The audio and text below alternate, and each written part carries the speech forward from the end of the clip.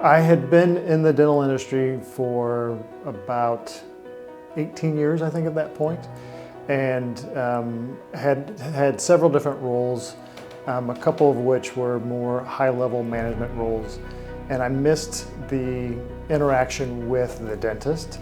I missed helping them solve problems, but I'm also a little entrepreneurial. So when I knew Thad Miller had started DDSmatch. I didn't realize that he was franchising, so when I recognized that he was franchising and there was an opportunity there, I looked into it, and the more I understood the model that Thad had created, had great systems in place, was really looking at the best interest of the dentist, our client, and was raising the professionalism for the transition space in the dental industry. So that's kind of in a nutshell why I got started.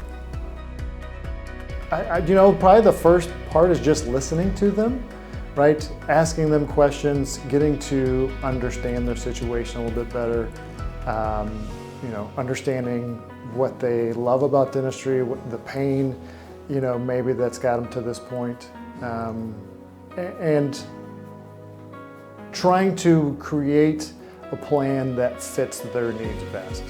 Right, so I think not having a cookie cutter approach to it, like really understanding what they want out of this transition, how the legacy they want for the practice, or if it's a better value for their practice, right? Really understanding what they're trying to accomplish, and then educating them on the options that they have available, right? And not trying to steer it any certain way, just letting them know, here are the options that you're going to see in the market, trying to get to them a couple years ahead of time so that they really understand what their options are is a big part of it too, right? Just the educational piece, so that they understand, there's multiple ways to do this, and that we can design it the way that's best for them. So I think there's a couple things that make the trusted transition process different. The first is really the first step, and that is trying to understand the vision that they have for the transition. Right? Instead of taking, a one-size-fits-all approach, really understanding what's important to them in the process. I think that is probably the biggest thing that separates us from most other brokers. And then next would be our independent practice valuation. Right, we work with a third-party CPA firm that does a very thorough professional business valuation. It's a report that brings transparency and trust to the process. Trust with not only the client, the owner, but also with buyers and their representatives, with banks, CPAs, etc. And then we do the same thing on the clinical side, right? We run a report called the Clinical Opportunity Blueprint that does the same thing, where it's like similar to what the business valuation is on the financial side.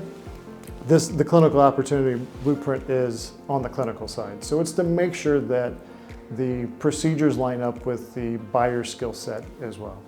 So I think really trying to find that perfect match with the buyer and the seller, and with the outcome that the seller's looking for.